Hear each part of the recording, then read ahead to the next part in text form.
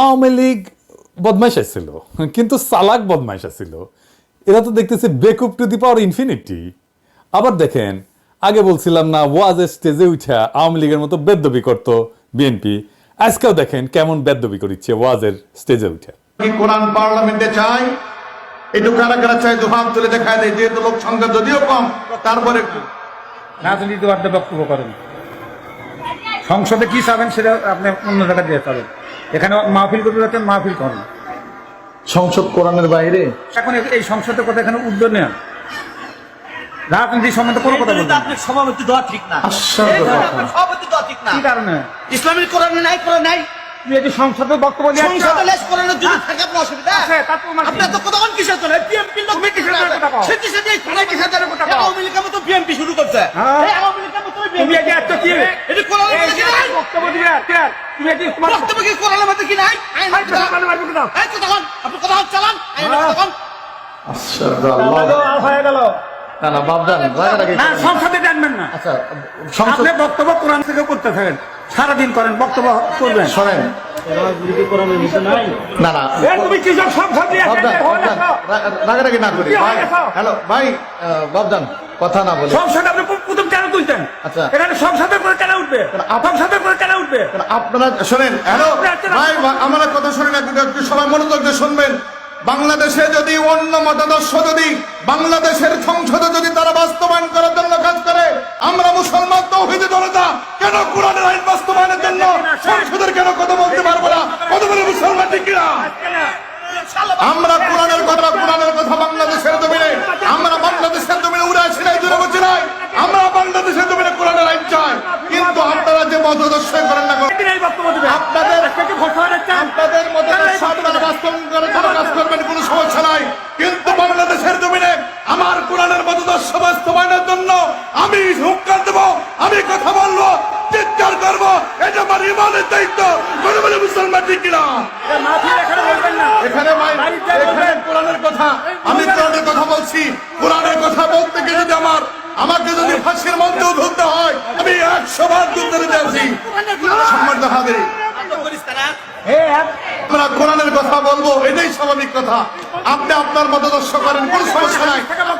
আমি কোরআন থেকেই কথা বলছি, বাপজান, আমি কোরআনের বাহিরে কথা বলিনি, ভোটের কথা বলিনি তো, আমি তো বলিনি। কোরআনে কি এই জায়গার বাপজানে আমি ঘুরাউরি না, আমি ভোটের কথা বলছি, আমি ভোটের কথা আমি বলছি, আমি বলছি চুরির আইন বাংলাদেশের কোরআন থেকে হওয়া দরকার। আল্লাহ রাব্বুল আলামিন কোরআনের মধ্যে বলতেছেন, চোর এবং চুন্নি যদি চুরি করে তাহলে তার হাত কেটে দাও। এটা কোরআনের আইন, কোরআনের কথা। এটা যদি পার্লামেন্টে থাকতো তাহলে এটা কখনো মানুষের চুরি হতো না। সম্মানিত হাজিরিন, আমার মুসলমান বাবা, আপনারা বসেন। এখানে উনি উত্তপ্ত করেছেন সমাজ পরিবেশটা, আমি এখানে কোনো কথাই বলিনি, এই জায়গার মধ্যে কোনো কথা হয়নি। আপনি সভাপতির দায়িত্ব আছেন, আমার কাছে কি কথা আমি বলে দিচ্ছি একটু। আসসালামু আলাইকুম ওয়া রাহমাতুল্লাহ। এখানে আপনারা কি কোরআন হাদিসের কথা বলছে, কথা বুঝবেন আপনারা। এখানে বলছে যে হাত কাটা কেউ যদি চুরি করে, অন্যায় করে, হাত কাটা আইন সংসদ ছাড়া বাস্তবায়ন হবে না, হবে না, হবে না। আর এখন মানা করুন যে মাইকটা মানে সংসদের কথা বলা যাবে না। আপনি কি সভাপতি কোরআনের বিরুদ্ধে কথা বলবেন না, কোরআনের বিরুদ্ধে কথা বলবেন না, কোরআনের বিরুদ্ধে কথা বলবেন না। না কোরআনের বিরুদ্ধে কেন বলবেন না? কোরআন মানা করলে তো সারা জীবন বসেন বসেন, এখানে ভোটের কথা হয়নি, ভোটের কথা বলিনি, আমি কোরআনের আইনের কথা বলছি। উল্লেখ হয়নি এখানে ভোট কেন, কোনো কিছু উল্লেখ হয়নি, কোন দল মত কোনো কিছু উল্লেখ হয়নি।